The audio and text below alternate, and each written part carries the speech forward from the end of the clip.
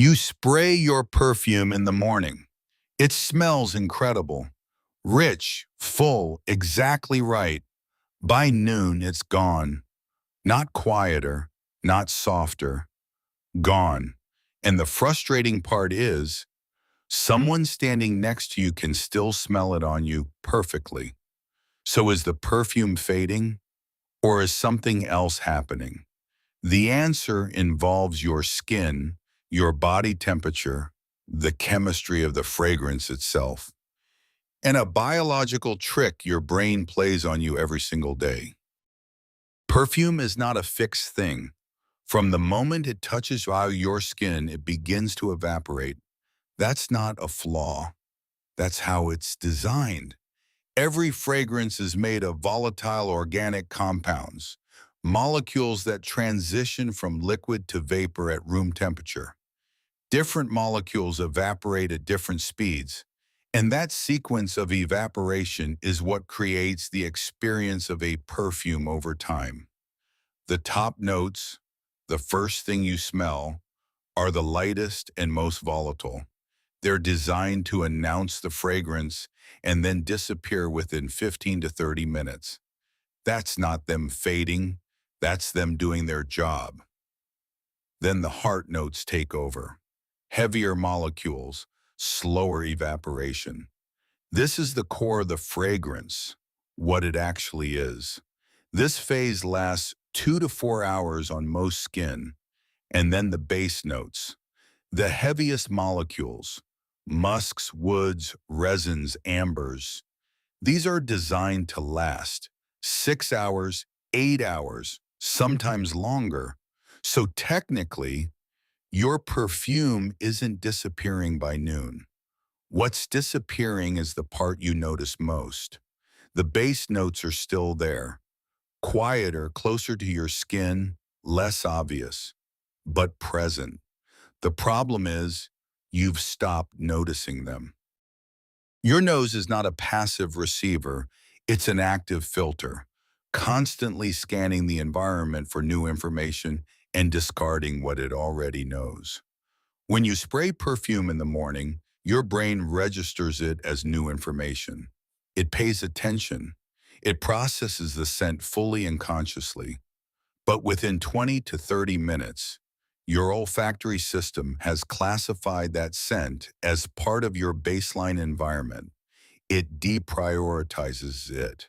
It stops sending the signal to your conscious awareness. This is called olfactory adaptation, and it's the same mechanism that makes you stop noticing the smell of your own home the moment you walk in. Your perfume hasn't gone anywhere.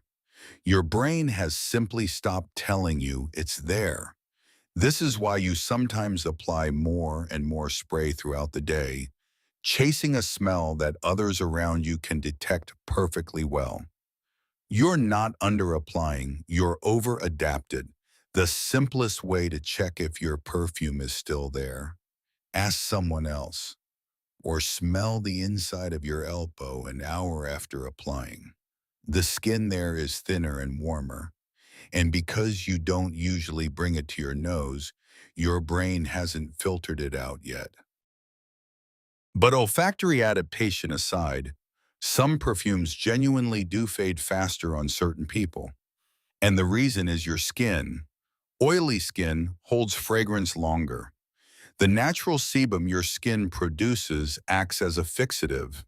It slows the evaporation of fragrance molecules and keeps them anchored closer to the skin surface.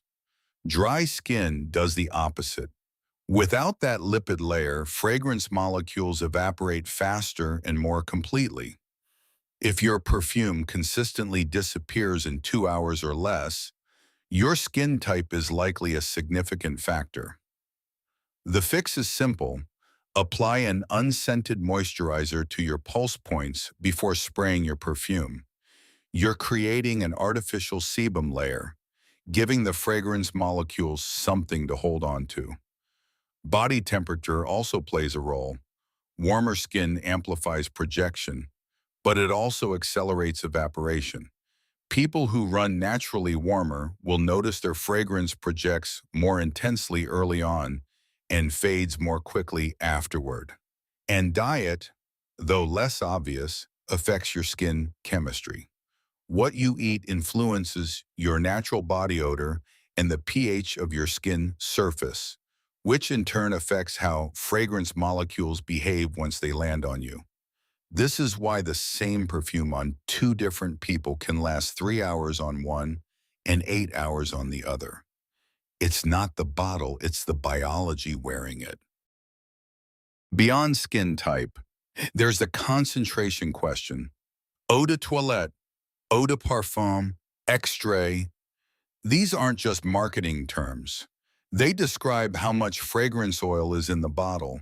Eau de toilette typically contains 5 to 15% fragrance concentration.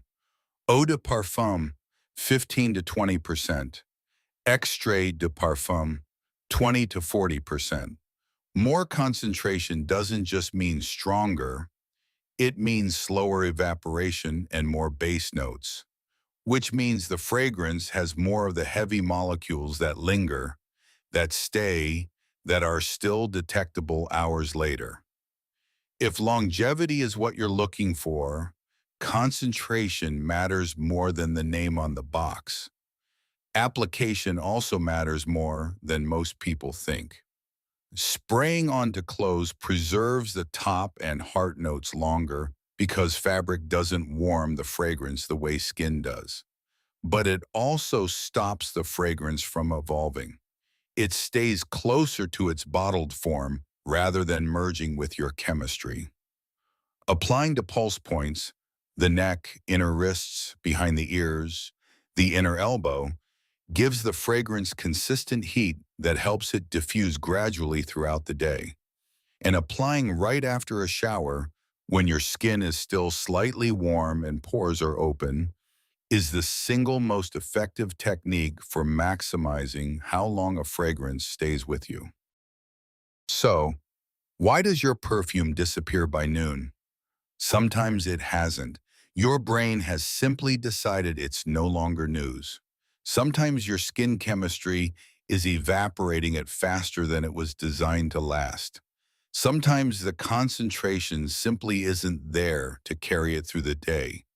And sometimes the fragrance is doing exactly what it was built to do, unfolding quietly, getting closer to your skin, becoming something more intimate than what it announced itself as in the morning. The best perfumes aren't the ones you smell all day. They're the ones other people notice long after you've stopped thinking about them. If you want to understand everything your perfume is doing and everything your brain is hiding from you, subscribe to Invisible Sense, a new story every week.